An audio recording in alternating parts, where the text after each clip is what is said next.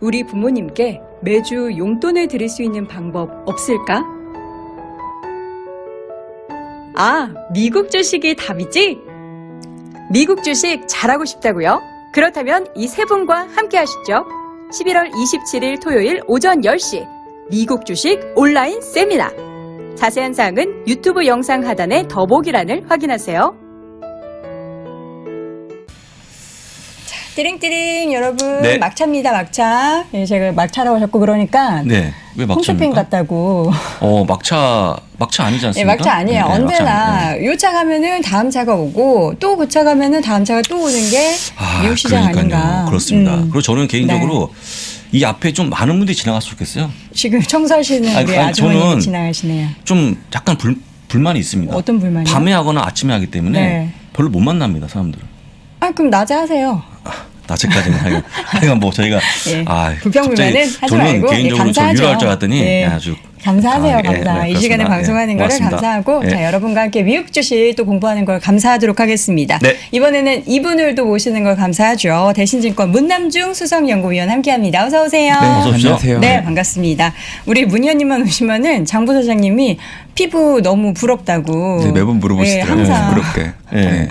그 비결도 피부. 뭐 일일 1패. 1일 1패? 안 하시잖아요. 실제로 보면 그렇게 좋지가 않아서. 그렇습니까? 네, 혹시라도 또 멀리서 실제로 보시고. 보도록 아니, 하겠습니다. 저기 위원님도 네. 이 방송 나오는 날 잘 못 주무시죠?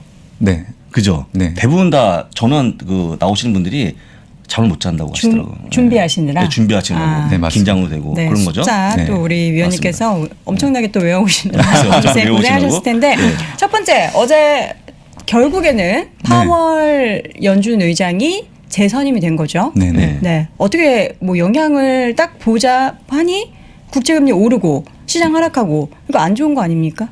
그렇죠. 예상하셨죠. 네. 네. 일단 뭐 시장에서는 차기 연준 의장에 대해서 파월 연준 의장이 될 거라는 가능성을 네. 훨씬 더 많이 봤던 상황이었는데 그대로 진행이 됐던 것 같습니다. 일단 바이든 대통령이 파월 연준 의장을 좀 지명했던 이유는 현재 통화 정책의 연속성을 좀 유지하고 싶은 게 가장 컸던 것 같고요. 최근에 이제 미국 내에서 바이든 대통령의 지지율이 많이 떨어지고 있는데 그 바탕이 현재 이제 높은 물가로 인해서 그렇죠. 지지율이 떨어지는 가장 큰 요인으로 작용하고 있기 때문에 어떻게 보면 브레이너드 이제 연준 부의장이 됐지만 그분보다는 이제 파월 연준 의장이 좀 매파적인 성격이 강하기 때문에 결국에는 물가를 잡으려고 하면 금리 인상으로 해야 되잖아요.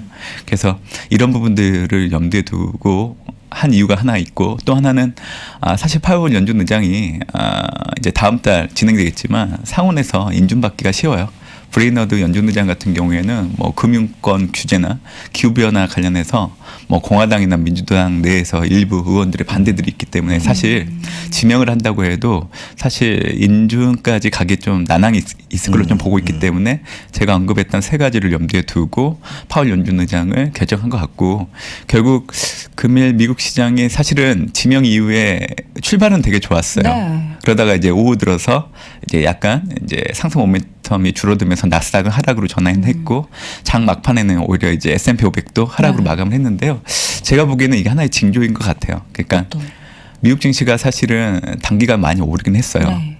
그런데 이제 그동안에 사실 모멘텀이 될 만한 요인들이 있었잖아요. 그쵸. 지난 5일에는 물리적 인프라 투자 법안 통과했고 네. 사실 좀 시장에선 잊혀졌는데 19일 날 휴먼 인프라 투자 법안도 통과했어요. 됐어요? 네네. 기운이 됐네요. 그래서 사실은 네. 이런 모멘텀들이 지금 미국 증시의 하반 경직성을 좀 많이 높여놓은 상황인데 결국 파월 연준 의장 지명이 결국에는 지금 현재 불확실성을 작용할 수 있는 연준의 향후 통화정책 수순에 대해서 네.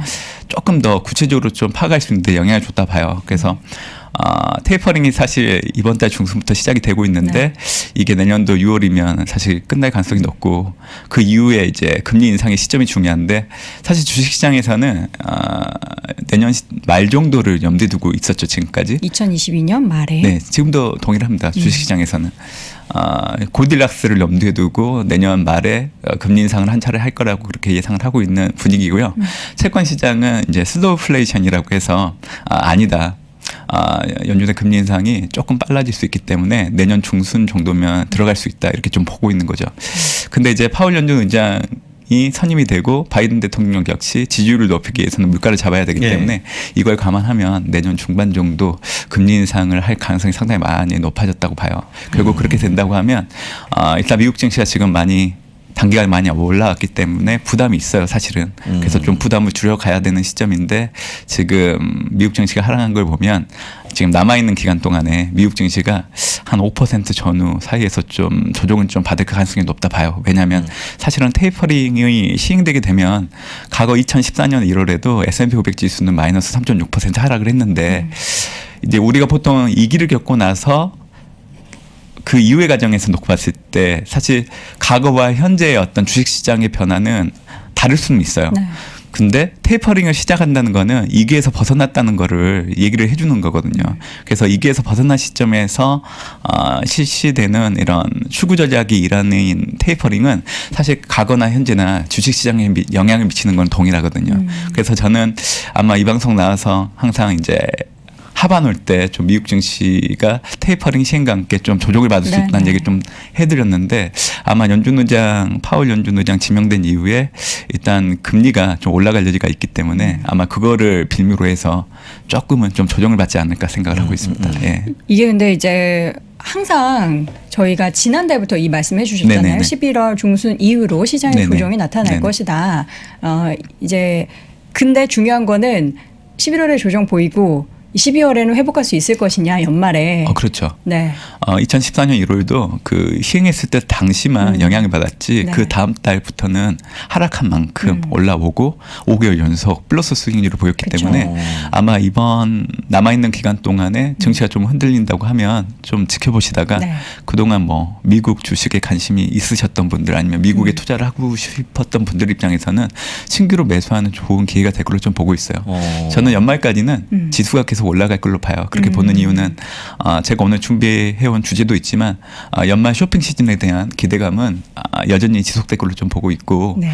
2010년에서 2019년 S&P 500 지수의 월별 수익률을 놓고 본다고 하면 11월 달은 2.5% 올랐고 12월 달은 0.8% 올랐는데 이게 분기별로 놓고 본다고 하면 계절적으로 4분기가 미국 증시는 상당히 강합니다. 그쵸. 그래서 이걸 감안하면 연말까지는 좀 미국 증시가 계속 올라갈 여지는 있다고 그렇게 좀 보고 있어요. 그러면 11월 지금 시점부터 한 12월 초순까지는 좀 가파른 시장의 조정이 있을 수 있겠지만 그 이후로는 오히려 또 올라갑니다. 강한 시장의 네. 흐름. 그럼 지금이 이제 빠지면 빠질수록 기회인 거네요. 네, 저는 그렇게 좀 보고 있어요. 네. 이 위기는 기회다. 뭐 이 말을 이번에도 여지없이 활용할 수 있을 것 그렇습니다. 같아요. 그래서 일단 아까 제가 미리 말씀드리지 않았습니까? 다 알고 얘기한 겁니다, 제가. 제가 아까 말씀드리지 않았습니까? 그래서 장이 좀 빠지면 사보자. 근데 맞습니다. 여러분들이 이걸 아까 얘기했지만 많이 사려고 하니까 문제가 되는 거예요. 그쵸. 조금씩 사보고 괜찮으면 더 사면 되는 거니까 전혀 문제가 안 된다. 네. 말씀을 드려보겠습니다. 그럼 네. 이후에 이제 저희가 좀 확인해봐야 될 부분들은 뭐가 있을까요, 위원님? 사실 이번 주에 좀 챙겨봐야 될 이벤트들이 예. 좀 많아요. 많아요. 특히 뭐 24일, 25일 많이 예정되어 있는데요. 24일 같은 경우에는 일단 미국의 3분기 GDP의 수정치가 나와요. 네. 속부치 같은 경우에는 2.0%였는데 수정치 같은 경우에는 소폭 오른 2.2% 정도 되기 때문에 일단 주식시장에는 부정적으로 작용할 여지는 없다 그렇게 좀 보고 있고요. 또 하나는 이제 10월 FMC 의사록이 발표가 되죠. 사실 테이퍼링을 시행을 했기 때문에 그 시행과 관련해서 어떤 구체적인 논의들이 이루어졌는지에 대해서 좀 확인할 수 있는 부분들이 있고 향후 이제 연준의 금리 인상과 관련된 경로가 어떻게 진행될지에 대한 부분들도 확인할 수 있는 부분들이 있기 때문에 좀 챙겨봐야 되는 부분들이 있고요. 그 앞서서 23일 날은 또 이제 미국의 제조 PMI가 발표되는데 3개월 연속 하락을 했거든요. 네. 그래서 이게 반등하는지 여부도 중요하기 때문에 일단 23일부터 좀 확인을 해봐야 되겠지만 중요한 거는 이제 3분기 GDP 그리고 이제 12월 FMC 의사록이 어떻게 진행되는지 그걸 좀 확인하시면 좋을 것 같고요. 이 부분이 뭐 지금 증시 흐름을 놓고 봤을 때는 일단 부정적으로 작용할 여지는 없다고 그렇게 좀 보고 있기 때문에 그래도 이제 챙겨봐야 되는 중요 이벤트라고 그렇게 생각을 하고 있습니다. 네. 그 GDP는 말이죠. 그 워낙 중요한 지표이기 때문에 분기 끝나고 9월 달에 끝난 그 분기에 대해서 10월 달에는 그 수정 내지는 예상치를 발표하고 네. 아니죠. 전망이나 예상치를 발표하고 11월에는 수정치를 발표합니다. 그거 아까 얘기했던 전망이나 네. 예상치에 대해서 그다음에 12월에 가면 확정치를 발표하기 때문에 석 달에 걸쳐서 네, 한달 맞습니다. 맞지 네, 않나요? 네. 그래서 굉장히 중요한 지표니까 꼭 보시면 좋은데 네. 시장에 크게 영향이 없을 것이다라는 네, 게 네, 우리 그렇죠. 위원님 말씀이니까 그냥 간단히 보시면 되겠네요. 네. 그리고 이제 하나 더 챙겨보셔야 될 게 25일 날 발표되는 이제 PC 가격 지수가 네. 발표가 됐는데 이게 지난달 수치 자체가 91년 이후로 가장 높게 나왔기 때문에 사실 이 PC 지표가 이제 또 높게 나온다고 하면 PC가 뭐의 약자죠? 개인 소비 지출과 관련된 지표인데 이게 사실은 연준이 통화 정책을 결정할 때 많이 보는 지표입니다. 그래서 뭐 파월 연준 의장 지명 이후에 이제 금리가 올라가긴 하는데 만약에 이제 이 지표 역시 예상치를 상회하는 흐름들이 나온다고 하면 이제 금리 인상에 대한 시점들이 빨라질 수도 있다는 거가 확률적으로 좀 더 높아지는데 영향을 줄 수 있기 때문에 25일 발표되는 PC 가격 지표 역시 좀 챙겨봐야 되는 뭐 경제 지표라고 그렇게 좀 말씀드리고 싶습니다. 그러면 네. 25일 이제 PC가 예상보다 높게 나온다 하면은 또 다시 이제 금리 인상이 조금 더 빨라질 수 있다고 네네. 부정적이니까 네. 또 네. 조정의 비밀을 네. 가져올 수 있게 하는 그런 역할을 그렇죠. 하겠네요. 근데 지금 이제 10년물 국제 수익률이요, 네. 위원님. 아까 1.627이었나 근데 네. 사실 원래 전망보다는 좀 낮은 수치 아닙니까? 원래는 연말 가면 뭐 1.8을 얘기하시는 분도 있고 높은 걸로 봤는데 우리 위원님 어떻게 전망하셨어요? 그게 연준의 통화정책 수순에 따라서 좀 다른데요. 네. 이 골디락스를 감안한 주식시장에서 바라보는 금리 인상 경로를 놓고 본다고 하면 내년 말까지 한 1.5에서 1.6 정도 보고 있는 거고요. 슬로플레이션을 염두에 두고 있는 채권시장 입장에서는 금리가 이제 내년 중반에 시작되기 때문에 내년 말을 기준으로 2%대까지 좀 보고 있는 거예요. 2%까지? 네. 아마 지금 발표되고 있는 뭐 10년물 금리 같은 경우에는 뭐 1.5에서 한 1.7 정도 사이에서 좀 움직일 여지가 있다고 보고 있고요.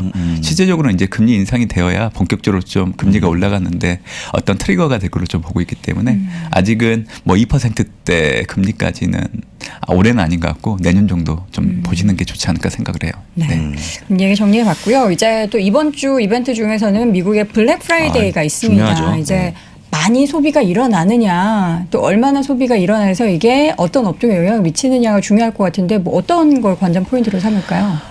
일단 연말 쇼핑에 대한 기재금이 이제 증시에는 어떤 영향을 미칠지에 네. 대한 관심이 가장 큰데요. 일단 증시에는 긍정적으로 작용할 수 있다고 그렇게 좀 보고 있고요. 이렇게 말씀드리는 이유는 이제 미국 소매협회에서 발표한 블랙 프라이데이 를 포함한 이제 주말 기간 동안에 쇼핑에 참여하는 사람들의 보면 수치를 보면 네, 인간 맞죠? 예, 인간이죠. 1억 5천 명 정도 염두에 두고 있는데 이게 조금 더 상회하는 수치가 나올 걸로 좀 보고 있는 상황이고요.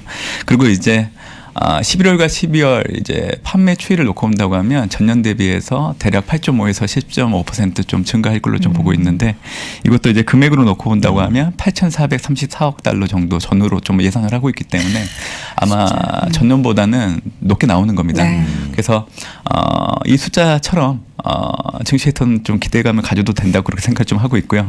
일부에서는 이제 쇼핑 시즌을 통해서 올해 하두였던 글로벌 이제 공급망 변명 현상 여부를 좀 진단할 수 있는 계기가 될 수 있다고도 보고 있는 것 같아요. 왜냐하면 이제 물품 보급이 잘 안 되다 보면 이게 판매액이 떨어지는데 영향을 줄 수 있고 또 일부 같은 경우에는 블랙 프라이데이 시즌 이전인 10월 전후로 해서 이미 쇼핑을 선구매했던 분들도 있다고 그렇게 예상을 하고 있기 때문에 오히려 또 블랙 프라이데이 시즌 때 판매 그 추이가 좀 떨어질 수 있다고 얘기를 하시는 분들도 있는데 저는 이제 후자보다는 그래도 전자 얘기처럼 일단 기대감이 좀 이어질 수 있다는 생각을 계속 갖고 있는 거죠. 그래서 최근에 이 미국의 쇼핑 업체들 주가 흐름을 보면 신고가를 경신한 업체들이 되게 많아요. 네. 예, 많죠. 뭐가 있죠?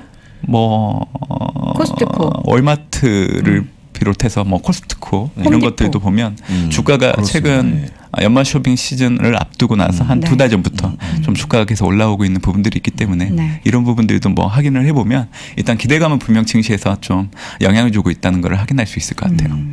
그 사이버 원데이 있지 않습니까? 네네. 어제 제가 네네. 저 어제 이렇게 우스갯소리 두려워하시나요? 아니 그게 아니고 네. 옷 좀 사입어. 5.4 라고 해서 사이버 원데이라고 어제 제가 얘기한 게 아니고 아니 절대 저는 이게 지금 김 인용만 프로님이 욕하셨어요. 인용만 아니 제가 인용만 한 거죠. 왜 그래요? 아니 저 인용만 한 거고 어제 장희성 선임 매니저가 실망해서 어제 이상한 농담하셔. 근데 한번 딱 들으니까 사이버 원데이. 예. 근데 딱 이게 옷이 아니고 사이버 원데이는 약간 IT 기기 뭐 이런 거잖아요. 그렇죠. 오해하실 수도 아니 근데 있어요. 어쨌거나 그렇게 그럼 블랙 프라이데이는 네, 뭐예요? 뭐- 돈을 프라이.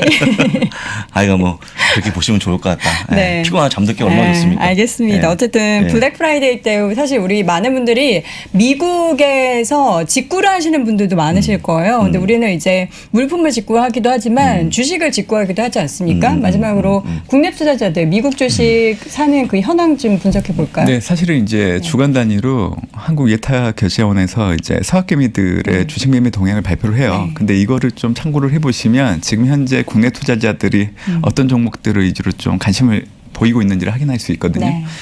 일단 최근에 이제 일론 머스크 CEO가 그 테슬라 주식을 매도하면서 주가가 많이 흔들렸는데 서학개미들은 일단 저점 매수 기회라고 보았던 것 같아요. 그래서 네. 지난주 가장 많이 매수한 대표적인 종목이 테슬라라고 그렇게 좀 봐주시면 될 것 같고요. 네. 3억 7,700만 달러 정도 되는 규모로 사셨더라고요. 그리고 2위는 이제 엔비디아 정도인 것 같아요. 네. 엔비디아 같은 경우에도 사실 자율주행차 메타버스와 관련된 이제 관심들이 많이 높아지면서 사학개미들이 많이 좀 매수한 대표적인 종목이라 보시면 될 것 같고 네. 또 루시드 그리고 리비안 이런 전기차 업체들에 대한 매수도 상당히 많이 이루어지고 있는데 일단 최근에 이 두 주가들은 이제 많이 올랐고 또 차익 매물이 쏟아지면서 좀 주가의 변동성이 컸던 부분들이 있었는데 네. 이거를 또 매수 기회로 삼아서 좀 많이 매수를 하신 것 같습니다.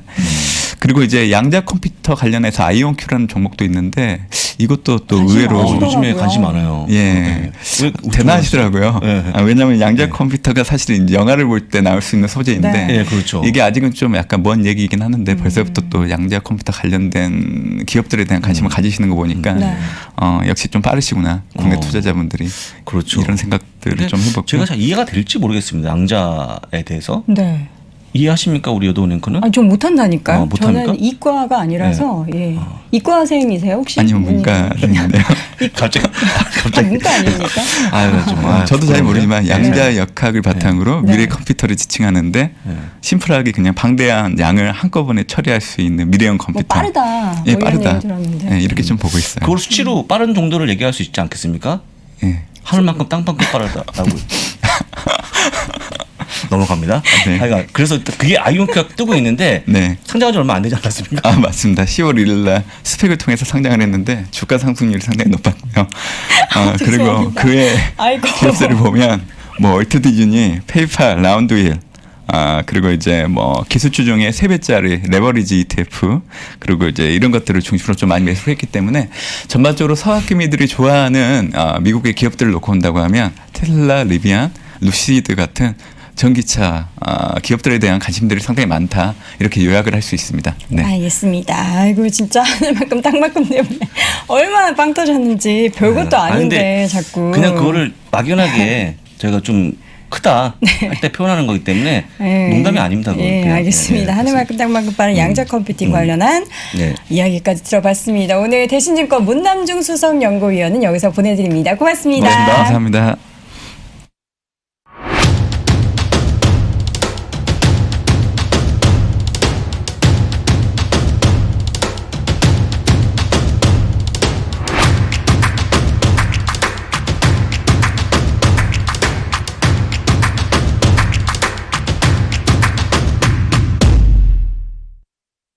선택을 더 고민해야 돼요.